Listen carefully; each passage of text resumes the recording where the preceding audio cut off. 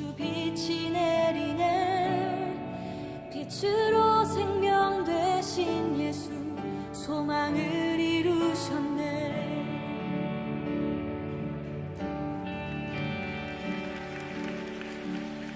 모든 찬양과 모든 영광을 받기 합당하시니 주의 보좌 앞에 모든이 꿇어 경배드리리. 온 하늘과 숨쉬는 모든 생명들아 소리쳐 아름답고 위대하신 주 우리 주를 찬양해.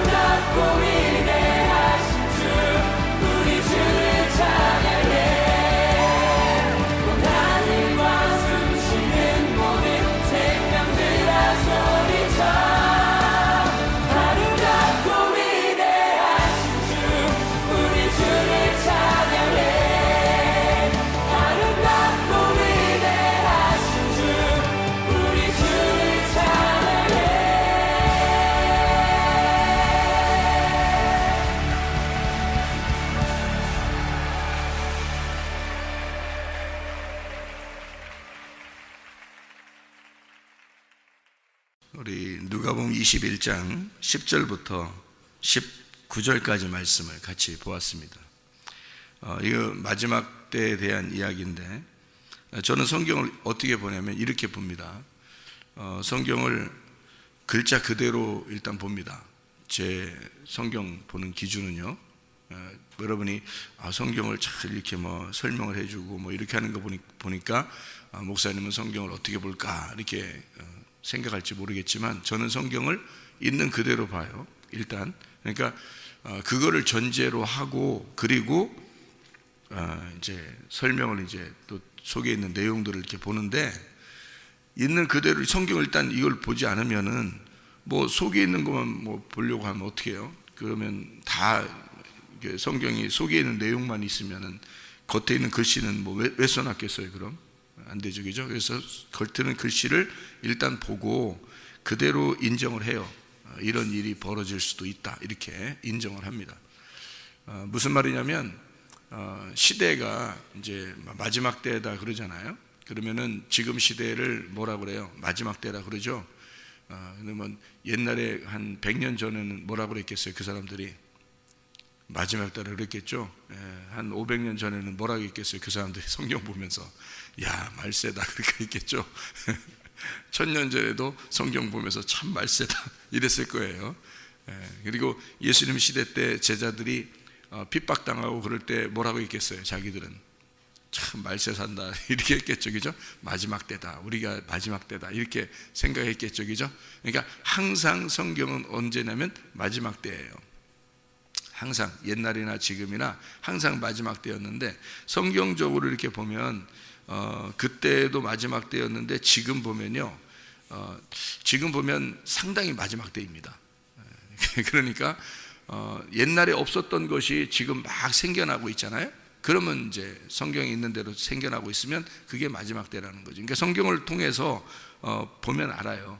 성경을 통해서 이게 마지막 때인지 아닌지 이런 것들을 이렇게 구분해서 이 글자 그대로 이렇게 보면 알잖아요, 그죠? 글자 그대로 보면 안다고요. 무슨 애기한테 물어보지 않아도 충분히 알아요. 성경만 이렇게 보게 되면 어떤 애기한테 안 물어봐도 충분히 압니다.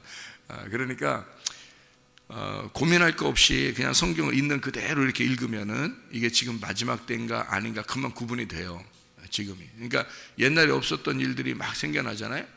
100년 전이나 한 50년 전이나 막 드러나지 않았던, 자기들끼리 음지에서 있었던 것들이 지금 동성애, 에이즈병 별거 막 다 생기잖아요, 새로. 이런 것들은 말세, 그러니까 음란의 그 극치, 그리고 폭력의 극치, 이런 것들이 생겨나게 되잖아요. 그것이 오게 되면 말세다. 지금이 그런 때예요. 그러니까 노아 때도 그랬고, 그리고 소돔과 고모라 때도 그랬고, 로마 시대 때도 그랬고, 꼭 멸망이 있을 때 보면 그것이 막 발전을 한단 말이에요.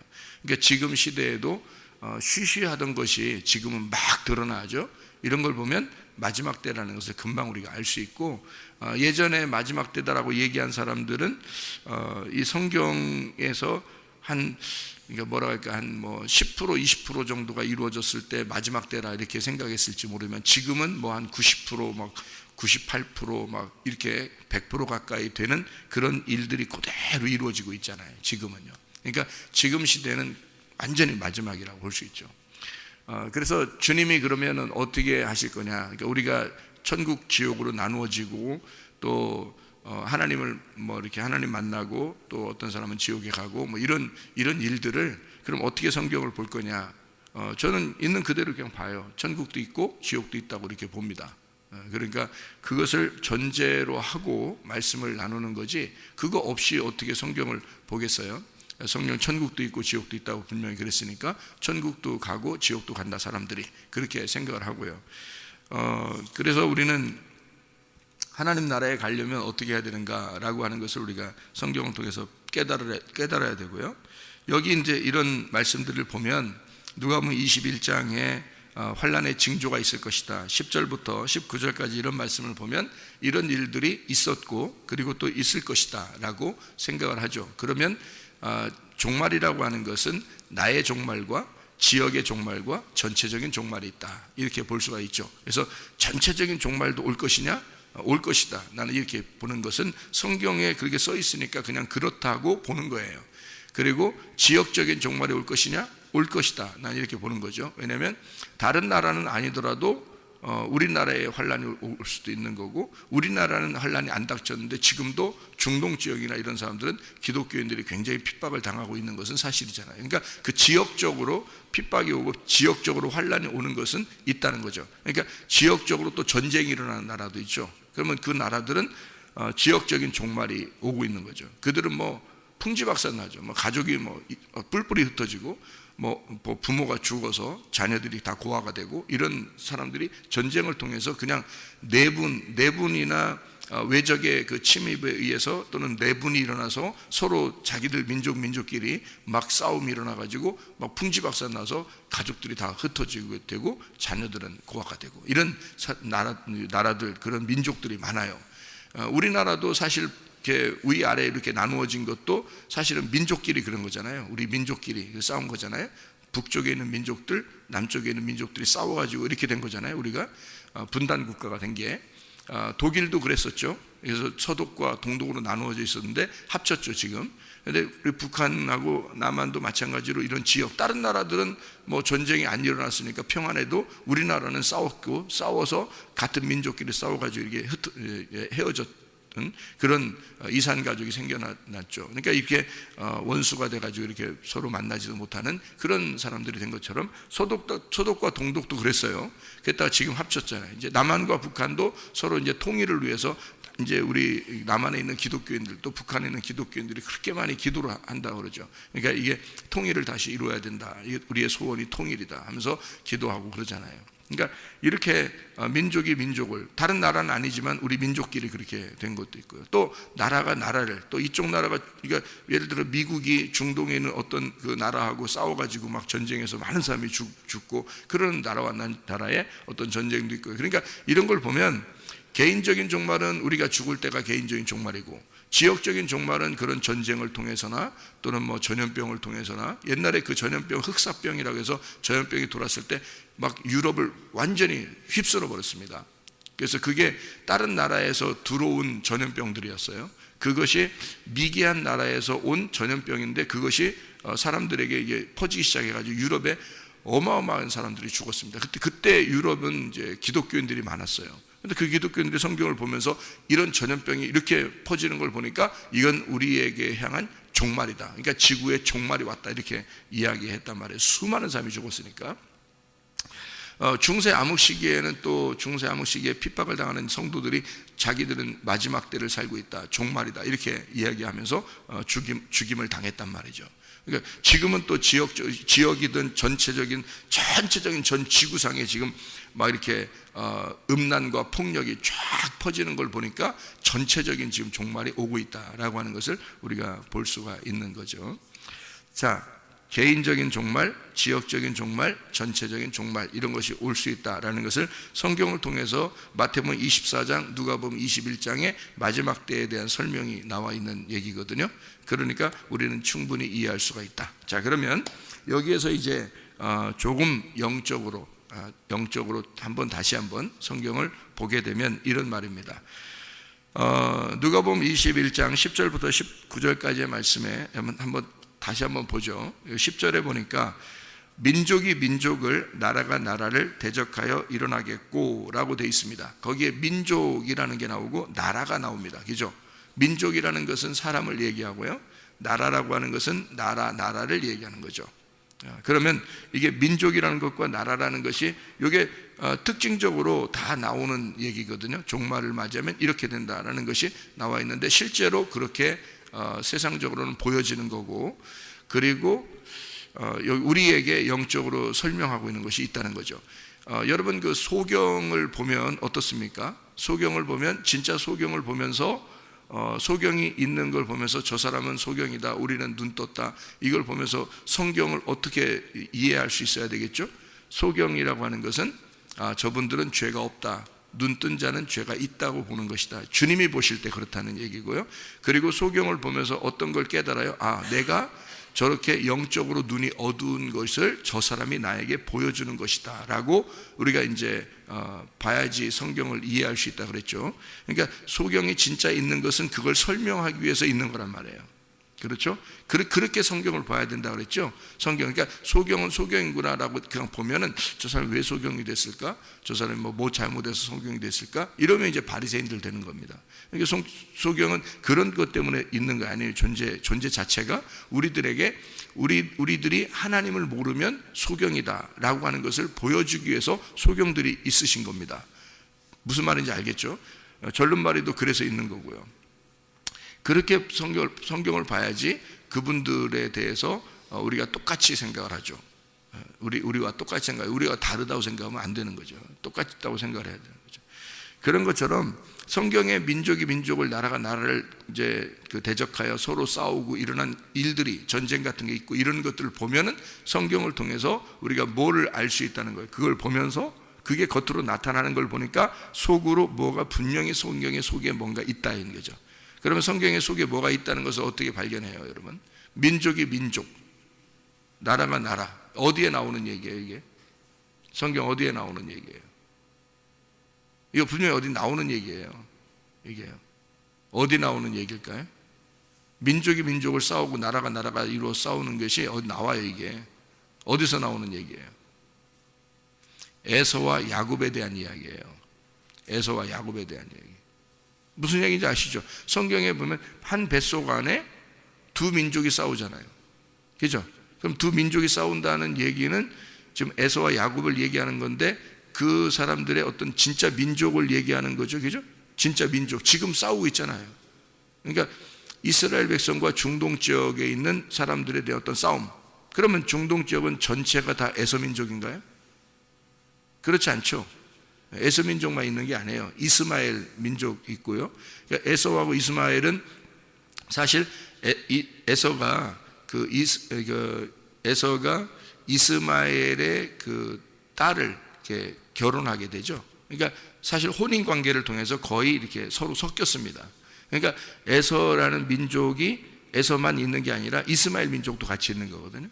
여기 중동 지역이라는 게. 그러니까 대대적으로 이스라엘이라는 민족은 야곱의 자손, 12자손만 얘기하는 거고요. 나머지는 다 아브라함의 자손인데 아브라함의 아들들, 그러니까 아브라함의 아들 중에 이삭이라는 아들이 있어서 이삭의 아들은 야곱 에서인데 그 중에서도 야곱만, 그러니까 아브라함, 이삭, 야곱만 딱 이스라엘 백성이에요. 나머지는 다 중동 지역입니다. 그냥 나머지 다 이스마엘 족속, 에서 족속 이렇게 되는 거예요. 그러니까 그렇게 나누어져 있어요. 그러니까 그 사람들은 원래 한 배에서 나온 거예요. 무슨 말인지 알겠죠? 그러니까 아브라함이라는 씨를 받은 자들이란 말이에요. 모두 다. 그러니까 그 사람들은 아브라함의 씨니까 마지막 때가 되면 어떻게 하겠어요? 하나님이 아브라함의 씨들을, 자기 백성들을 구원하려고 하니까 그 사람들한테는 어떻게든지 구원의 길이 막 열리겠죠. 마지막 때가 되면. 그러면 2000년 동안 마지막이라고 하는 건 바로 그래서 있는 거예요, 여러분. 그러니까 마지막 때를 알아볼 수 있는 건 바로 그래서 있는 건데 2000년 동안 그 중동 지역에 있는 사람들이 예수를 믿는 사건이 거의 없었습니다. 그게요. 2000년 동안. 그러니까 폭력과 음란은 계속 있었어요. 그리고 전염병도 계속 있어 왔어요. 지금까지 2000년 동안 예수님이 십자가 못 박혀 돌아가시고 부활하고 난 다음에도 계속 음란, 폭력, 전염병 이런 건 계속 있었어요. 전쟁 뭐 이런 것들도 계속 있었고요. 근데 뭐가 없었냐면 중동 지역의 아브라함 자손들에게 구원이 없었습니다. 이게요. 그래서 그걸 뭐라고 그러냐면 성경적으로 지금 이거를 이방인의 때다 그런 거예요. 그래서 이방인들만 구원을 받았습니다. 중동 지역에는 구원이 없었어요. 이스라엘을 비롯해서 중동 지역에는 구원이 없었고 이방 백성들에게 구원이 임했단 말이에요. 바울이 사도행전 막판에 바울이 역사하고 바울이 일하기 시작해서 계속 지금까지 이방인들만 구원받았어요. 그런데 딱 지금 마지막 때가 되니까 지금 어떤 현상이 벌어지냐? 중동 지역에 아브라함의 자손들에게 구원이 일어나고 있어요. 이게 마지막이라는 겁니다. 이게 끝이라는 거예요. 그러니까 이방인들 잘난 체 할 거 하나도 없어요. 이제 희망이 없어요. 이쪽에 이 사람들 중동 지역에는 아브라함의 자손들에게 구원이 일어나기 시작하면 이방인들의 구원은 끝나요. 딱 멈춥니다. 이게. 그래서 기독교인들이 지금 점점 확대되는 게 아니라 점점 줄어들고 있죠. 전 세계적으로 이방인들에게. 그게 마지막이라는 거예요. 기독교인들이 핍박을 당하고 점점 이제 줄어들고 있습니다. 전 세계적으로요. 그리고 중동 지역에는 핍박을 당하는 사람들인데 기독교인이 되면 핍박을 당하는데도 막 꿈에서 막 나타나고 예수님이 환상이 막 갑자기 나타나고 막 이상하게 막 예수님이 막 나타나 버려요, 그냥. 그러니까 이 사람들이 예수님을 포기할 메시아라고 나타나는데 어떻게 하냐고, 자기들은 하나님을 믿는데 그 하나님이 나타나는데 어떡하냐고. 그러니까 이 사람들이 막 예수님을 믿기 시작하는데 정신없단 말이에요. 근데 이게 한 사람씩만 믿는 게 아니라 막 동네적으로 막 전체 마을 전체에 똑같은 꿈을 꾼다든지 마을 전체가 예수님이 나타난다든지 막 이런 식으로 예수님을 믿기 시작해요, 지금. 그러면 이거는 놀라운 사건입니다. 지금까지 없었던 사건이 일어나는 거예요. 한마디로 말하면 예수님이 직접 전도하기 시작했다는 얘기입니다. 예수님이 직접 그들을 전도하기 시작했다는 얘기야. 그러면 이방인들에게는 직접 전도하는 시기가 끝났다는 얘기죠. 이방인들한테. 이게 마지막이라는 겁니다. 전체적인 마지막. 그러니까 종말이라고 하는 건 지역적인 종말, 개인적인 종말도 있지만 전 지구상의 종말이 바로 이것 때문에 오는 거예요. 지금 이거로 그 시계를 보는 겁니다. 그러니까 전 세계의 시계는 어디에 초점이 맞춰져 있겠어요? 이스라엘에 맞춰져 있습니다. 이 성경의 모든 시계는 이스라엘에 맞춰져 있다. 그래서 이스라엘을 잘 보게 되면 지구의 종말이 올 것인지 안 올 것인지가 딱 맞춰져 있는 거죠. 그래서 지금 그런 종말적인 지구상의 종말을 저는 그렇게 생각을 한다. 실질적으로 온다는 것도 이제 성경적인 거니까 그게 있다라고 하는 것을 얘기하는 거고. 자, 영적으로 보면 성경이 민족이 민족을, 나라가 나라를, 이게 어디 나왔다고요? 에서와 야곱이라고요. 에서와 야곱. 그러면 에서와 야곱이라고 하는 사람인데 두 민족이다 이래요. 두 나라가 싸운다 이라고요. 그러니까 민족과 나라 이렇게 되죠. 그죠? 그러면 이것을 우리에게 어떻게 볼 수 있는가 하면요, 이거예요. 민족은 뭘로 이루어져죠? 민족은 뭘로 이루어서 민족이래요? 우리 민족, 저쪽 민족 이렇게 하는 것은 뭘로 이루어져서 민족이라고 그래요? 우리 시민이다, 우리 나라 사람이다, 다른 나라 사람이다 이렇게 나누어서 이렇게 하는 걸 왜 어떤 식으로 나누어요? 뭘로 나누어요? 언어로 나눕니다. 언어. 그래서 여러분 중국에 가면은 한민족이 있어요, 없어요? 한민족, 한국민족 같은 사람이 있어요, 없어요? 중국에 가면 있어요. 그거를 뭐라고 그래요? 조선족이라고 그래요. 조선족. 그러니까 조선말을 쓰는, 한국말을 쓰는 사람들을, 그 민족들이 거기에 살아요, 지금도. 그러면 고려인들이라고 들어봤죠? 러시아에 가면 고려인들이 있거든요. 그 우리나라에서 이주해 갔던 그 사람들이 있는데 그 고려인들이 한국말을 씁니다. 조선말을 써요.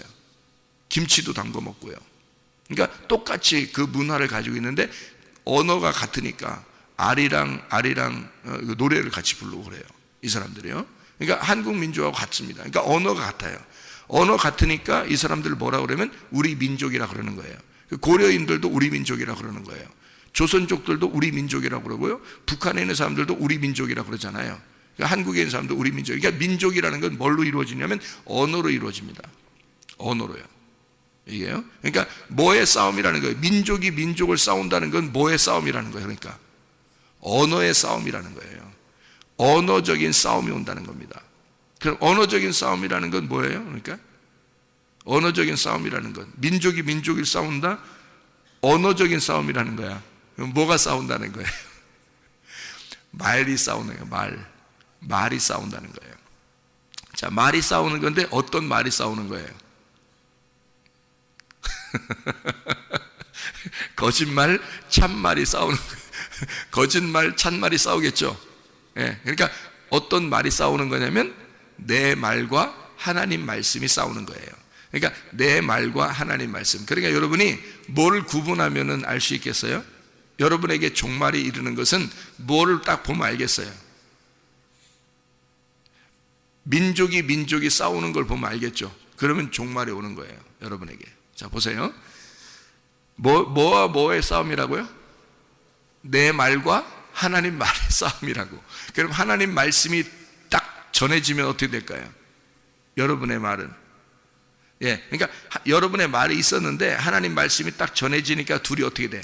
부딪히죠. 이걸 싸움이라 그러는 거야. 그러면 싸우니까 내 말이 죽죠. 하나님 말씀이 위에 있으니까. 그래서 하나님 말씀이 와서 나하고 싸우는데 하나님 말씀을 밀어내면 내 말이 아직 살아있는 거고, 하나님 말씀이 와서 내 어둠을 밀어내면 내 로고스가 없어지는 거죠. 내 의견이 없어진단 말이에요. 내 생각이 없어진다고, 내 말이 없어진다고. 그거를 민족이 민족을 대하여 싸운다라고 하는 거란 말이에요. 그러니까 하나님의 말과 내 말이 싸워서 서로 전쟁을 한다는 얘기예요. 그게 누구의 종말인 거야? 나의 종말이 오는 거지. 여기에 누가복음 21장 5절의 말씀 보면 뭐라고 되어 있어요? 어떤 사람들이 성전을 가리켜 그 아름다운 돌과 헌물로 꾸민 것을 말하며 예수께서 이르시되 너희 보는 이것들이 날이 이르면 돌 하나도 돌 위에 남지 않고 다 무너뜨려지리라. 자, 성전을 보면서 얘기해줘, 그죠? 성전을 보면서 지금 이 얘기를 하고 있는 거거든요. 그러면 이게 다 무너지리라라는 것은 실제로 예수님 시대에 예수님께서 이렇게 말씀하시고 이 돌 하나도 돌 위에 남지 않고 다 무너진 때가 언제 있었어요? AD 70년에 있었어요. 그러니까 예수님이 십자가 못 박혀 돌아가시고 그리고 부활하시고서 약 한 40년 정도 지난 다음에 그리고 그 40년이 지나서 AD 70년에 이것이 다 무너졌어요, 실제로. 그러면 그 날이 이르면 이렇게 된다 그러잖아요. 그러면 여러분과 저에게는 어떤 날이 이르러야 되잖아요. 그 성전이라는 게 예수님을 말했으니까 예수님이 죽으셨죠. 그 죽으시는 것을 보고 그 다음에 또 이것이 전체가 다 무너졌단 말이에요. 그러면 여러분과 저에게도 그 날이 와야 되겠죠. 그 날이 오면, 그러면 그 날이 오면 여러분과 제가 무너지는 날이 와야 되겠죠. 그 무너지는 날에 뭐가 싸우는 거야? 말씀과 말씀이 싸우는데 내 말씀과 하나님 말씀이 싸워서 내 말씀이 무너지면 다 무너진다는 얘기죠. 하나님의 말씀이 심판해서 나를 무너뜨리는 걸 얘기하는 거란 말이에요. 그래서 이게 무너지면 뭐가 무너진 거라고 얘기하면 옛 성전이 무너졌다라고 얘기하는 거예요. 그럼 옛 성전이 무너지면은 뭐가 세워지겠어요? 새로운 성전이 세워지는 거예요. 새로운 성전을 뭐라고 그러면 내가 그리스도의 몸이라 그러는 거지. 그러니까 옛 성전을 뭐라 그러면 육체라 그러는 거지. 자, 성경이 풀리겠어요? 무슨 말인가? 이렇게 풀려나가. 그러니까 육체라고 하는 건 옛 성전을 말하는 거예요. 그래서 예수님이 말씀이 육신에 대해서 오셨죠, 그죠? 근데 예수 그리스도가 자기 혼자 그 일을 이루니까 그 몸된 성전을 자기에게 얘기를 하는 거죠. 그렇게 얘기하고서 예수님이 죽으시면 3일 만에 부활을 한다 이렇게 얘기를 하고 성전을 가리켜 얘기하는 것이다 라고 얘기했죠. 그럼 그 성전이 무너지면 새 성전이 세워지는 거죠. 그 새 성전은 부활해야지만 세워지는 거예요, 그죠? 그러면 여러분과 저에게도 그 날이 와야 돼. 그 날이 뭐냐면 내 성전이 무너지는 날이 와야 돼. 그럼 내 성전이 무너지려면 어떻게 가만히 무너져요? 아니에요. 말씀이 와서 나에게 부딪혀야 된다고. 나를 심판해야 된다고. 그래서 내가 십자가에 죽는 날이 와야 된다고. 그래서 심판해서 내가 죽는 날, 그날 새로운 성전이, 그러니까 새로운 성전이 세워지기 위해서 옛 성전이 무너지는, 죽는 날, 그게 환난이라는 거죠. 우리에게 닥친 환난이다. 그러면 모든 사람들이 이렇게 성경을 이렇게 이해하게 되면 전 세계에 있는 모든 사람들에게 이 말씀은 똑같이 적용되는 말씀이 되겠죠. 누구는 적용되고 누구는 안 적용되는 게 아니고 모두에게 적용되는 말씀이 되겠죠, 그죠? 그래서 이 말씀을 모든 사람에게 적용되는 말씀이다 라고 이야기하는 거예요. 그러니까 민족이 민족을 싸움이 일어날 것이다. 자, 무슨 말? 언어, 말씀과 말씀이 싸우는 날. 하나님의 로고스와 내 로고스가 싸우는 날, 하나님의 로고스가 전달되면 내 로고스가 파괴가 되어버린다. 그러면 새로운 성전이 세워질 것이다 라는 그런 말씀이죠. 민족이 민족을, 나라가 나라를 이라는 말은 뭐예요? 내 나라와 하나님 나라가 전쟁을 일으킨다 이런 얘기죠. 내 나라와 하나님 나라가 전쟁이 있는데 누가 박살나는 거예요? 내 나라가 박살나는 날, 그 날이란 말이에요. 그 날. 그래서 그 날이 온다. 그래서 하나님의 날 그 날이 우리에게 임한다, 이렇게 되는 거죠. 이런 이야기들입니다. 기근이라고 하는 것은 말씀의 결핍을 말합니다. 기근이라는 것은요, 지진이 났다라는 것은 지진이 났다는 것은 어떻게 하는 걸 지진 나나요? 여러분 이런 얘기 들어봤어요? 동공에 지진 났다, 이런 얘기 들어봤어요? 동공에 지진 났다. 막 떨리는 거죠. 이게 하나님의 말씀이 우리 속에 이렇게 들어오기 시작하면요, 율법이 나를 판단해 버립니다. 그러니까 내가 판단받아서 완전히 갈라지는 걸 말하죠. 내 자신의 가슴이 갈라져. 그러면 이것이 지진 났다라고 하는, 다시 말하면 선악이 갈라지는 사실이 확인됐다는 말이고, 내가 선악으로 인생이 출발되었구나라는 것을 말씀을 통해서 깨닫게 되는 날, 율법이 나를 판단하는, 그러니까 갈라내는, 죄와 사망의 율법, 죄와 사망의 율법이 내 속에 있었구나, 진리와 비진리가 대결해서 갈라내는 그런 역사, 갈라지고 흔들리고 무너지는 그런 걸 지진 났다, 그렇게 말하는 거죠. 내 마음속에 하나님이 주시는 지진이 일어났다, 이 말이에요. 그런 지진이 벌어진다. 그러니까 나와 내 나라가 완전히 무너지는 것을 의미하는 거죠. 이것을 지진 났다라고 이야기하는 것입니다. 자, 그러면 이렇게 지진 나고 하는 이런 이야기들을 뭐라고 얘기하냐면요, 이렇게 얘기해요. 하나님이 우리를 하나님의 가슴에다가 품고 하나님의 가슴에다 우리를 품었는데, 다시 말하면 우리가 선악과를 먹었을 때, 선악이 뭐예요? 욕심, 탐심은 우상숭배, 이건 음란이고 우상숭배인데, 그것이 선악과란 말이에요. 그러니까 선악과 하나는 단순하게 그냥 선악과를 먹었다는 얘기 아니라 음란하다는 얘기고 우상숭배한다는 얘기고, 그 선악과를 통해서, 선악과를 먹었을 때, 탐심을 가졌을 때 하나님은 어떻게, 선악과 먹은 사람을 반드시 어떻게 할까요? 징계하십니다. 그러니까 하나님이 사랑하는 아들을 징계하지 않는 아들이 있겠느냐 하시죠. 그래서 반드시 징계하십니다. 그러면 그 징계를 한다는 것은 책망한다는 얘기죠. 그 책망한다는 얘기는 왜 하는 거예요? 용서한다는 얘기입니다. 그러니까 징계가, 하나님에게 징계가 있다는 얘기는 책망한다는 얘기고, 책망한다는 얘기는 용서를 한다는 얘기예요. 아니, 혼내는 이유가 뭐예요, 여러분? 부모가 자녀 혼낼 때 왜 혼내요? 용서하려고 혼내는 거예요. 그 용서한다는 얘기는 사랑한다는 얘기야. 그러니까 사랑하기 때문에 징계하는 거예요. 그러니까 우리에게 어떤 여러분에게 징계가 없으면요, 사생자와 같은 겁니다. 하나님이 그냥 두신다면 아직 기회가 안 된 거예요. 여러분에게 그날이 오지 않은 거예요. 징계가 왔다면 그날이 온 겁니다. 하나님께서는 여러분을 반드시 징계하고 책망하고 용서하고 사랑하신다. 반드시 하나님은 그런 순서를 가지고 계신다는 거죠.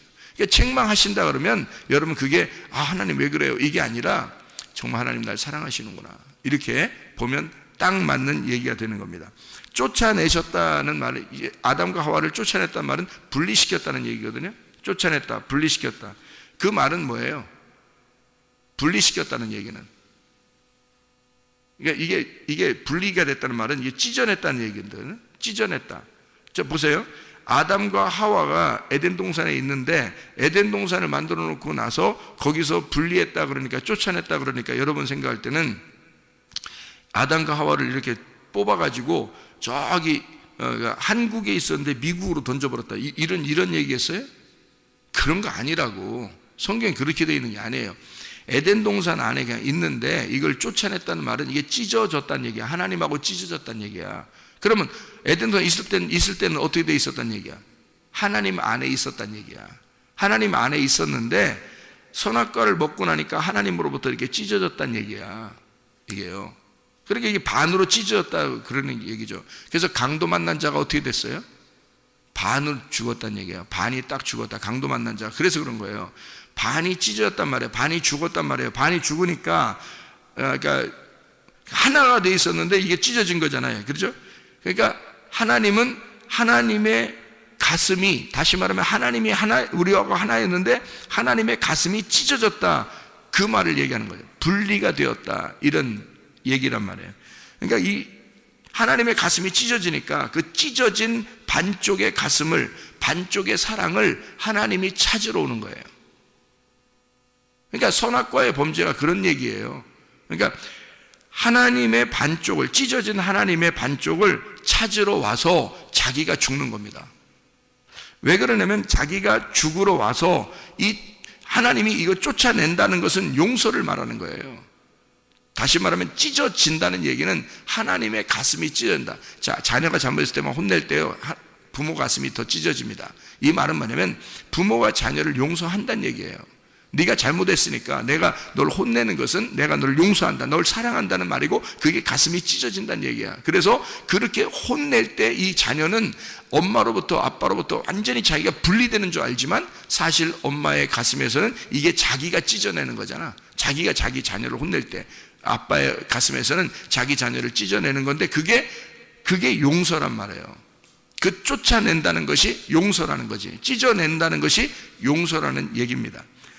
다시 말하면 그렇게 된 아버지의 마음, 그 사랑으로 전제된 아버지의 마음, 그 사랑으로 다시 너를 덮어주겠다, 내가 너에게 찾아가겠다 하는 겁니다.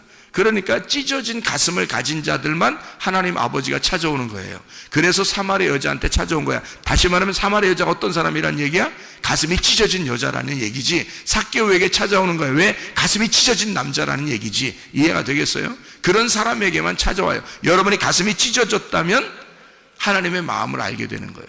하나님은 여러분을 찾아오게 돼 있죠. 찢어진 가슴, 찢어진 아버지의 마음을 알고 예수로 죽은 자가 하나님의 아들이 되고 하나님의 아들만 다시 하나님 아버지와 하나, 우리가 된단 말이죠. 그렇게 만들어내려고 하는 게 환난, 징계, 종말이라고 하는 것입니다. 여러분 영적 종말이 여러분에게 있어야 합니다. 다시 말하면 여러분의 옛 성전은 파괴가 돼야 되고 새 성전이 여러분 속에서 세워져야 됩니다. 다시 말하면 나는 죽고 예수 그리스도가 속에서 부활하셔야 된다는 말이죠.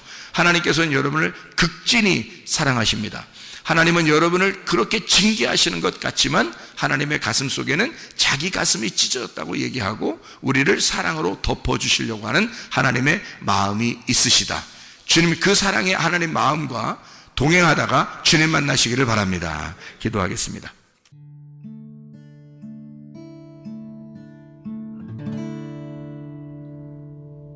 내 속에 내가 너무도 많아서 당신을 쉴 곳 없네. 내 속에 헛된 바램들로 당신을 변할 곳 없네.